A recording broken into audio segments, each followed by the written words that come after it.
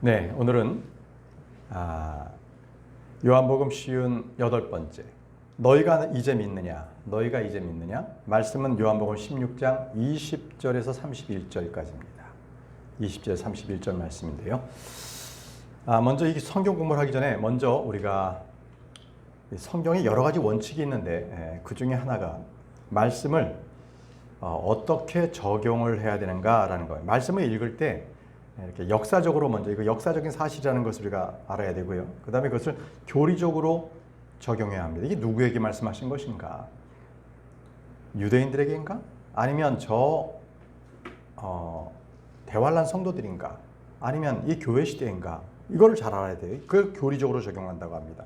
그리고 역사적으로도 교리적으로도 우리와 관련이 없지만 그것을 우리에게 또한 영적 유익으로 주신 것이 있어요. 교훈입니다. 교훈적으로 이게 우리에게 주신 말씀은 아니지만 그럼에도 불구하고 저 레위기에서 우리에게 주신 영적 교훈이 있어요. 교훈으로 받아들인다. 자, 이 역사적, 교리적, 영적 이 중에서 가장 중요한 것은 교리적으로 받아들이는 거예요. 그 말씀이 먼저 교리적으로 분명히 서야 합니다.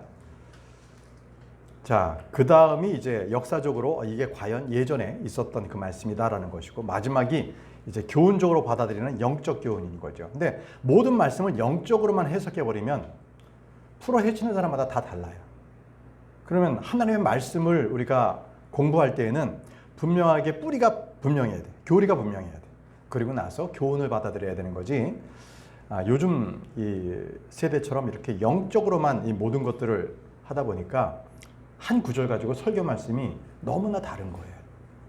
뜻이 너무 다른 거예요. 그러니까 교리에 먼저 서야 된다는 것을 먼저 말씀을 드리고 이제 말씀을 시작하겠습니다.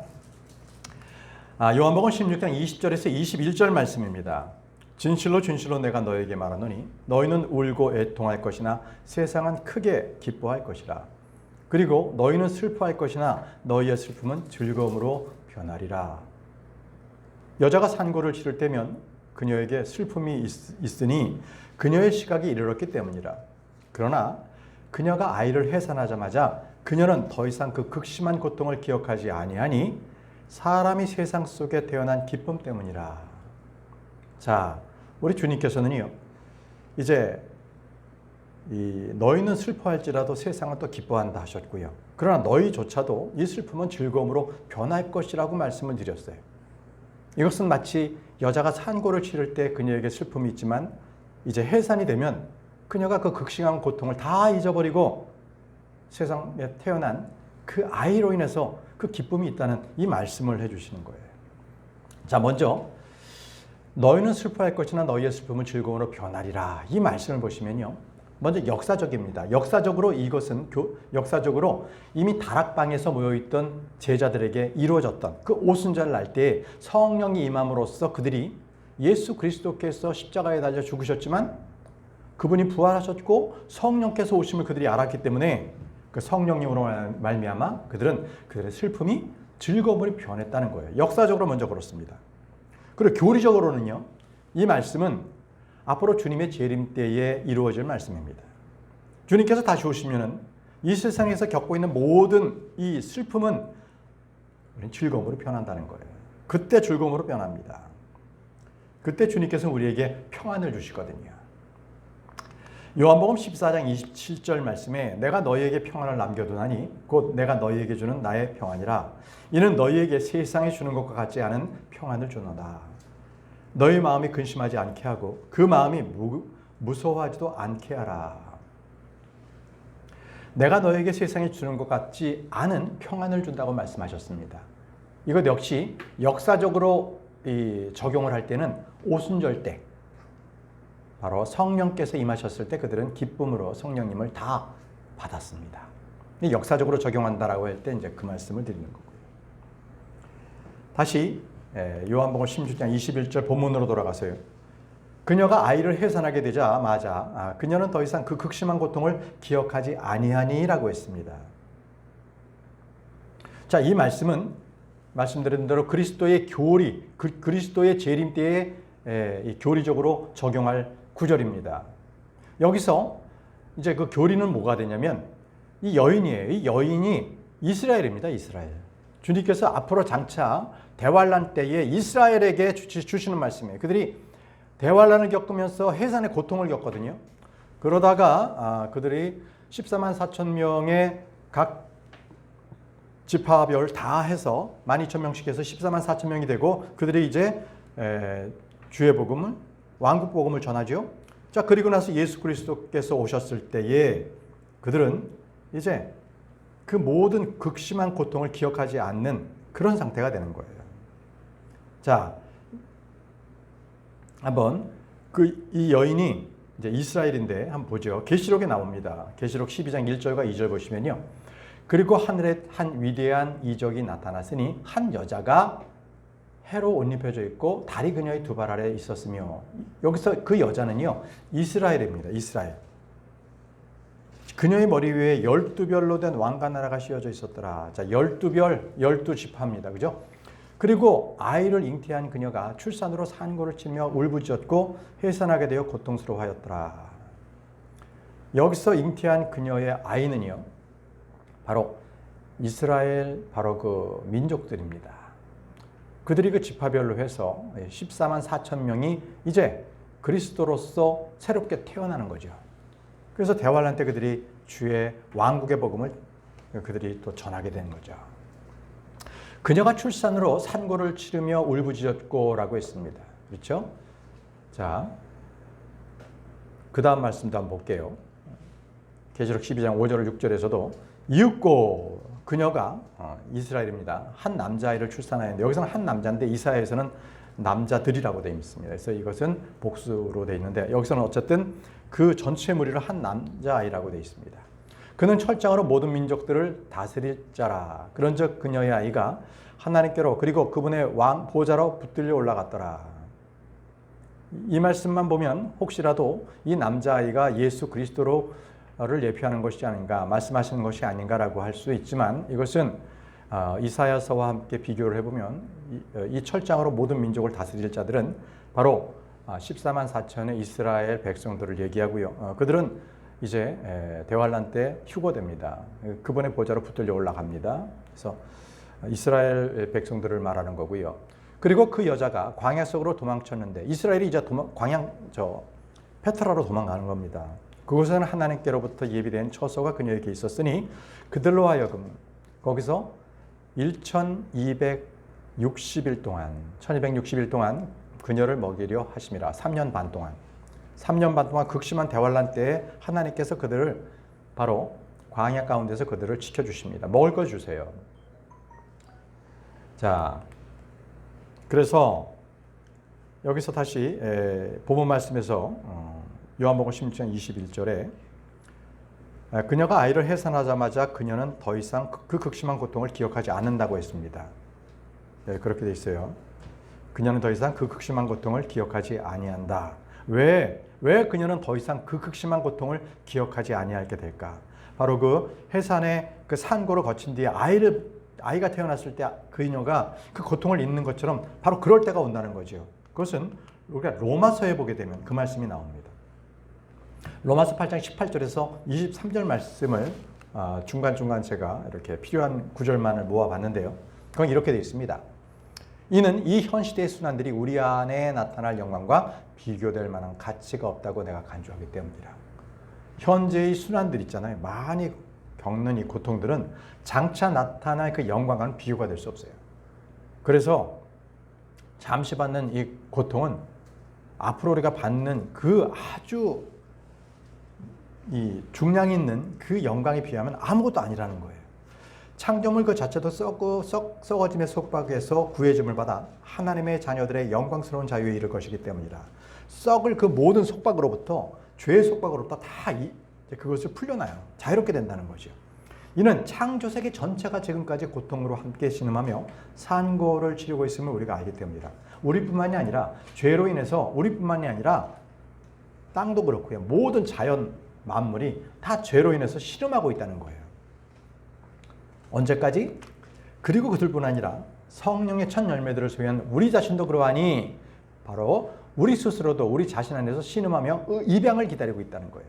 우리도 입양을 기다리고 있다. 언제요? 이 입양이 뭐예요?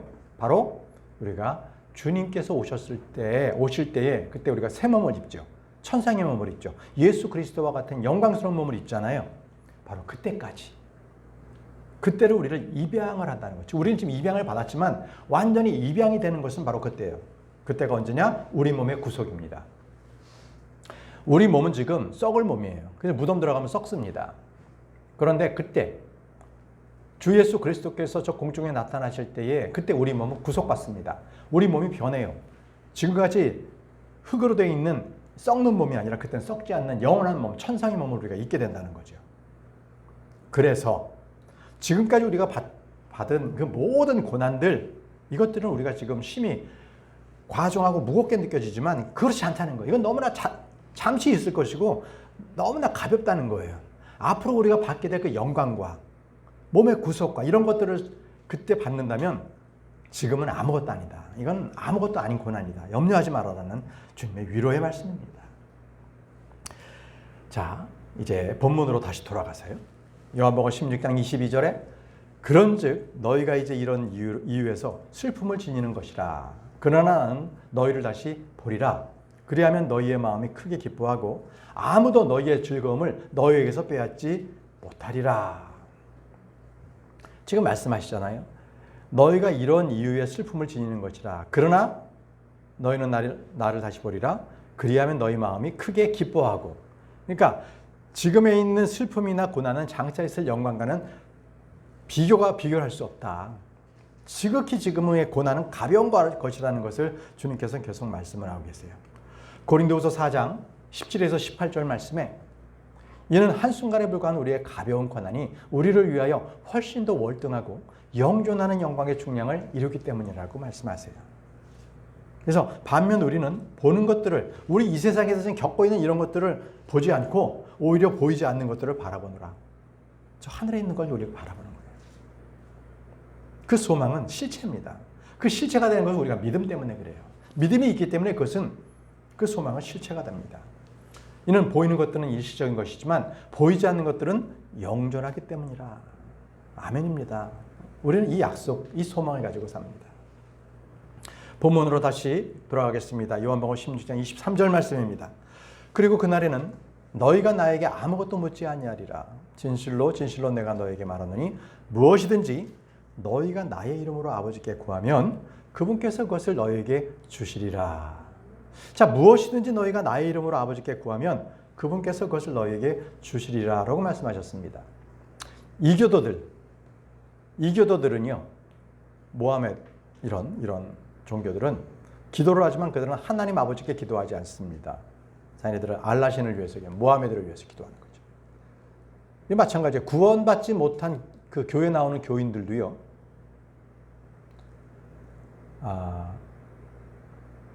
하나님께 기도하지만 예수 그리스도의 이름으로 또는 성령을 통해서 기도하지는 않습니다.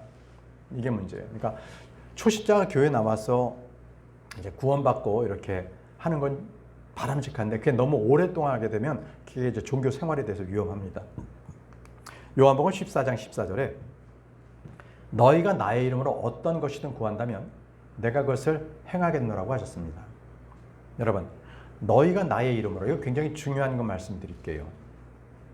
여러분들 기도하고 난 뒤에 기도 끝에 예수님 이름으로 기도합니다라고 하죠. 근데 제가 말씀드리겠습니다. 이 말씀에 따르면 그렇게 기도하는 것은 정확하지가 않다. 그러면 기도하고 어떻게 그러면 마무리를 해야 되는 것인가? 예수의 이름으로 기도합니다라는 것은 좀 문제가 있다는 거예요. 왜냐하면 지금도 예수의 이름으로 있는 사람들이 많아요. 실제 자기 이름이 예수입니다. 그런 사람들이 영어권에서도 그렇고요, 중동 지방에서도 태반이에요. 그럼 그 사람들의 이름으로 기도하는 게 아니잖아요. 그건 뭡니까? 여기서 주님께서 너희가 나의 이름으로라는 것은 바로 주 예수님이에요. 주님으로 오신 예수님 또는 주 예수 그리스도. 그 여러분들께서 기도하고 난 뒤에는 예수님 이름으로 기도합니다라고 하지 마십시오. 이제부터는 이제 공부하셨으면, 이제 아셨으면 주 예수 그리스도 이름으로 기도합니다. 아멘. 정답입니다.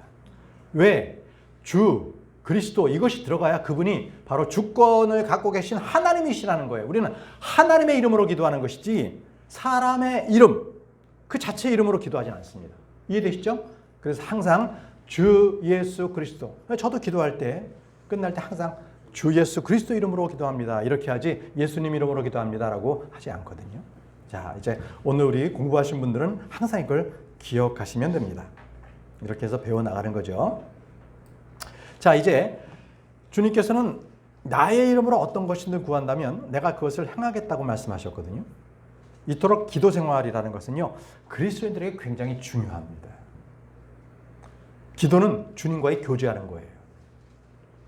또 이 성경에 주어진 말씀이 우리에게 딱 계시가 되었고 그 계시된 말씀을 믿음으로 취하고 그것을 가지고 그 믿음으로 하나님 앞에 기도하는 것, 우리의 사정을 아뢰는 것, 간구하는 것, 바로 이런 것들이 바로 이 기도의 수단이 되는 거예요. 그냥 나만 알고 끝나는 것이 아니라 이것을 하나님과 교제를 하면서 하나님 앞에 간구하면서 주님 이렇게 성경 말씀에 이렇게 말씀해 주신 것을 저에게 허락해 주옵소서. 이것을 제가 믿습니다. 주님 저에게 주옵소서. 이것으로 주님께 영광을 돌리게 하시고 주님 영광 받아 주옵소서. 이렇게 주님의 관점에서 주님을 위하여 기도하는 것, 이것이 바로 기도입니다. 마태복음 6장 6절에서 7절 말씀에 기도에 대해서 주님께서 이렇게 말씀하셨어요. 그러나 내가 기도할 때면 너는 너희 골방으로 들어가라. 그리고 너는 너의 방문을 닫은 후에 비밀리에 계시는 너희 아버지께 기도하라. 조용히 아버지께 기도하라는 거예요. 그리하면 비밀리에 보시는 너희 아버지께서 너에게 드러나게 보상하시리라. 그러니까 사람들 눈에 보이게끔 기도하지 말라는 거예요. 그때 바리새파 사람들이 그렇게 기도했는데 그것은 하나님께서 받아주시는 것이 아니라 그들은 이미 세상 사람들로부터 그들이 영광을 받아버렸어요. 그럴 필요 없는 거예요. 골방에 들어가서 남이 안 보게 기도하라는 겁니다. 그러면 하나님께서 너희 기도를 듣고 보상해 주신다는 말씀입니다. 본문 말씀 다시 들어가서 24절 말씀입니다. 지금까지 너희는 나의 이름으로 아무것도 구하지 아니하였으나 구하라. 그리하면 너희가 받으리라. 이로써 너희의 즐거움이 충만하게 하려 함이라 라고 말씀하셨습니다. 구하라. 그리하면 받으리라. 그리고 구하였는데 너희에게 즐거움이 충만하다고 말씀하셨거든요.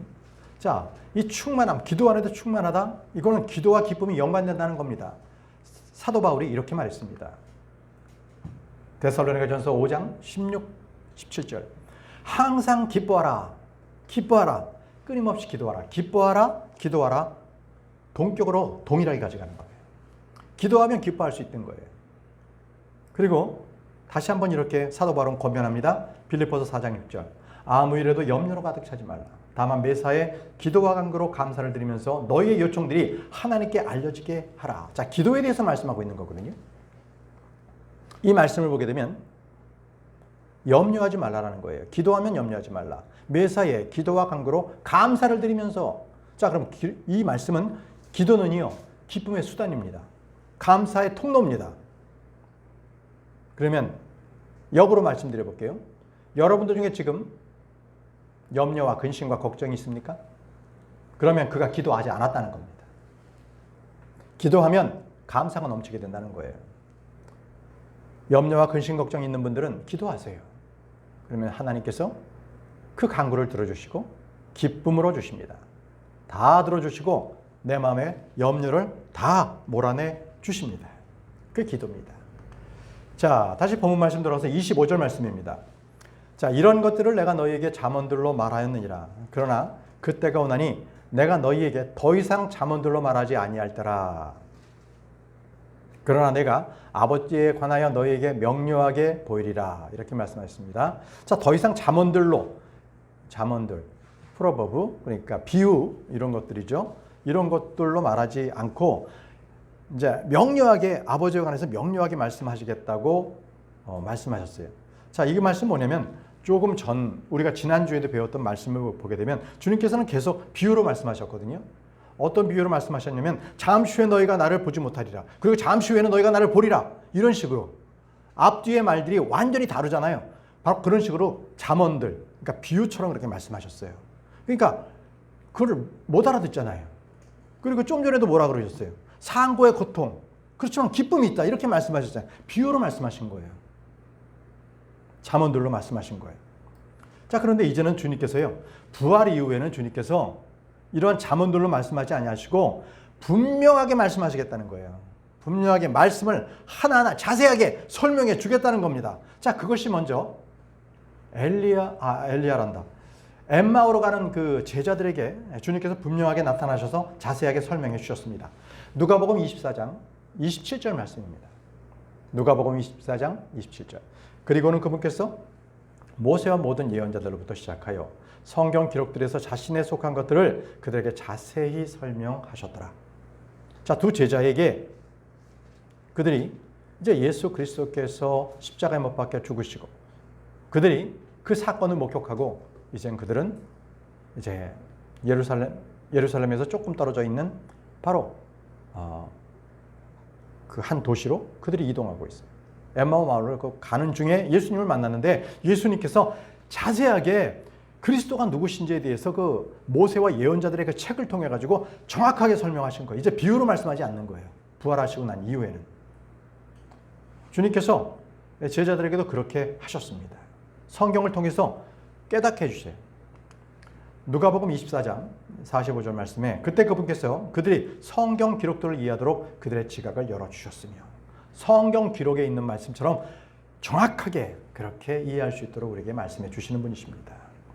주님은 이제는 이제 성령께서 이 시대에 오셨잖아요. 성령께서는요 우리에게 비유로서 어렵게 말씀해 주지 아니하시고요.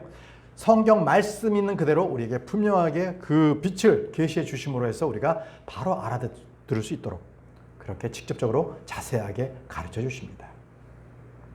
자, 다음 본문 말씀 26절입니다. 26절. 그날에는 너희가 내 이름으로 구하리라. 그리고 나는 너희에게 내가 아버지께 너희를 위하여 기도하겠노라고 말하지 아니하겠느니라.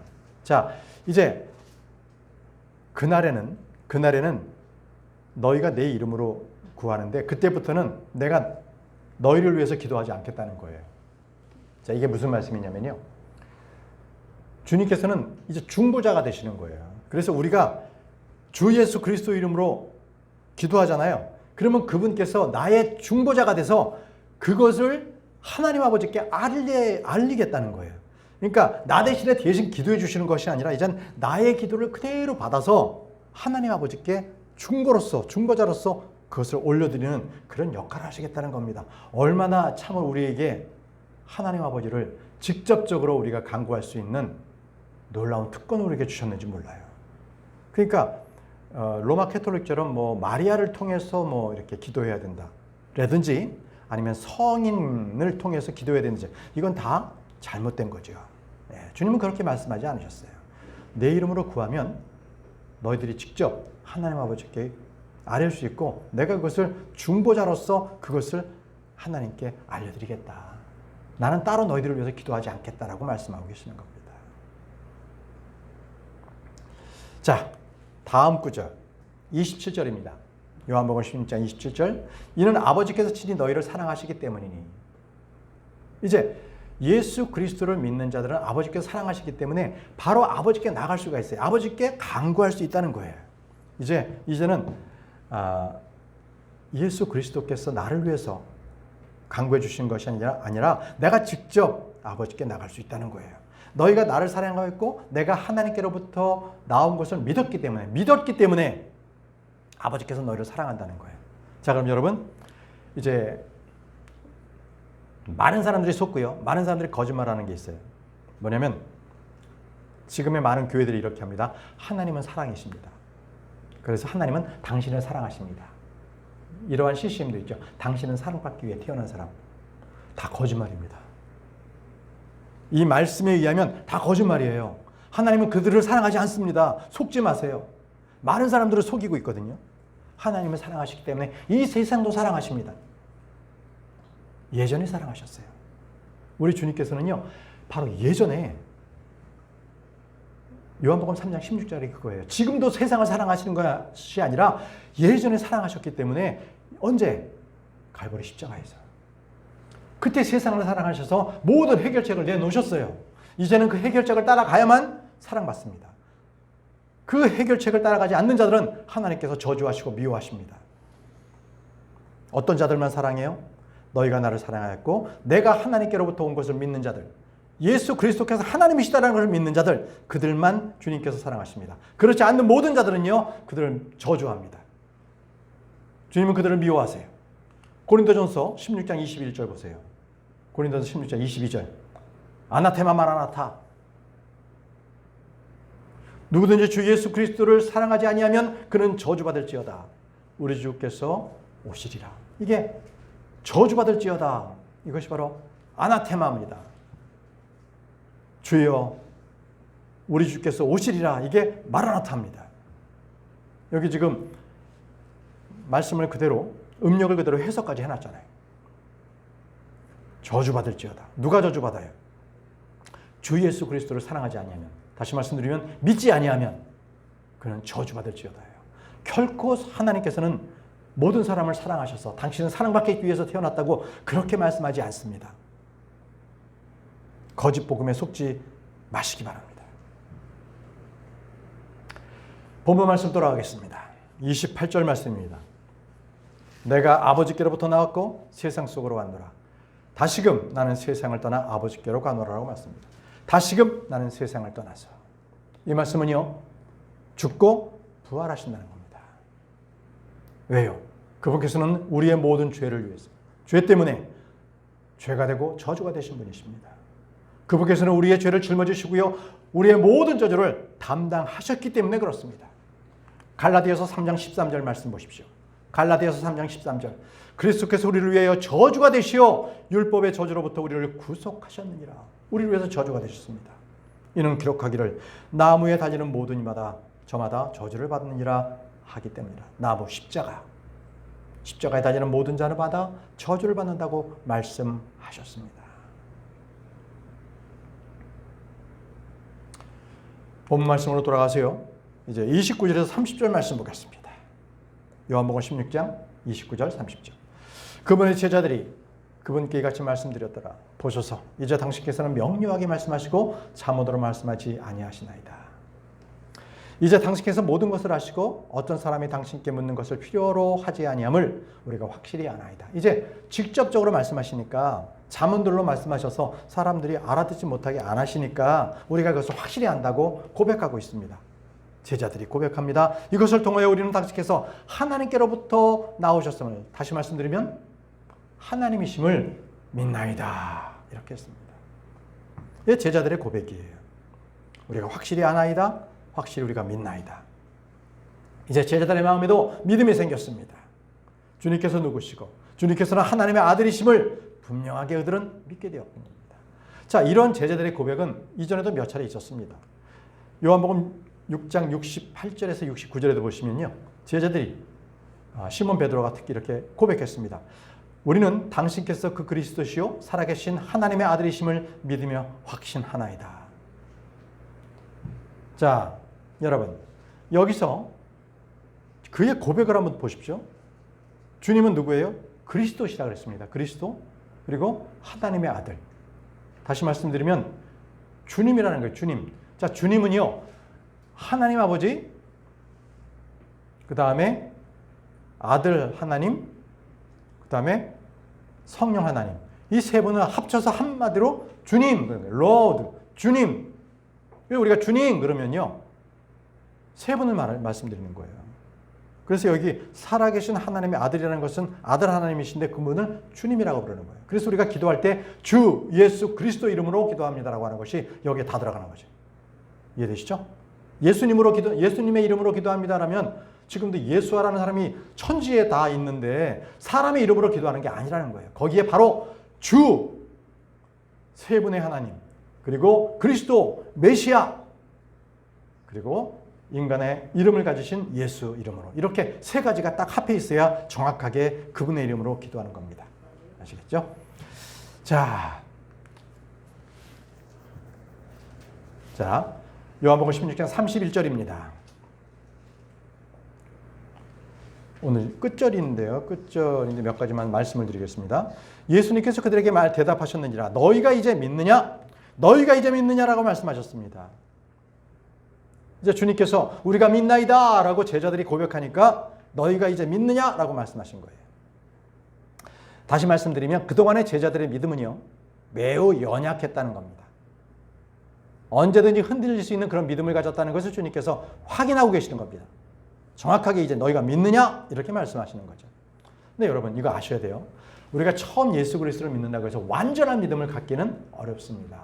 그 믿음으로써 우리가 여러 가지 풍파를 이겨내야 되는 거예요. 고난을 이겨내야만 단련돼서 이렇게 시련을 겪고 그 다음에 여러 시험을 겪어서 그래야 그 믿음이 참 믿음이 되는 거예요. 그래서 성경은 우리에게 계속적으로 말씀하고 계시는 거예요. 믿음에 굳게 서라. 굳게 서라. 강건하라. 계속 그러시는 게 믿음으로써 우리가 더 단련되기 위해서 그러는 건데 고린도전서 16장 13절 말씀입니다. 너희는 깨어있으라. 믿음 안에 굳건히 서라. 남자들답게 행동하라. 강건하라 했습니다. 그래서 믿음만 갖고 있으면 되는 것이 아니라 항상 우리는 깨어있어서 그 믿음 안에서 우리가 굳건히 설 수 있도록 우리가 단련받아야 돼요. 안 그러면 세상 풍파에 흔들려가지고 조금만 무슨 일이 있으면 바로 그냥 깨갱하고 자빠 넘어져 버리는 거예요. 믿음에 서지 못하는 것은 그거는 믿음이 연약한 겁니다. 실족해버리는 거예요. 어려움이 있을 때마다 그는 그냥 막 힘들어서 어쩔 줄 몰라. 주님을 찾아야 되는데 주님을 찾지도 않아. 그게 연약한 믿음 때문에 그래요. 그래서는 안 된다는 거죠. 계속 성경은 가르칩니다. 고로스 2장 7절 보시면요. 그분 안에서 뿌리를 내리고 강하대요. 자, 믿음이 강하려면 그분 안에서 예수 그리스도 안에서 뿌리를 내리십시오.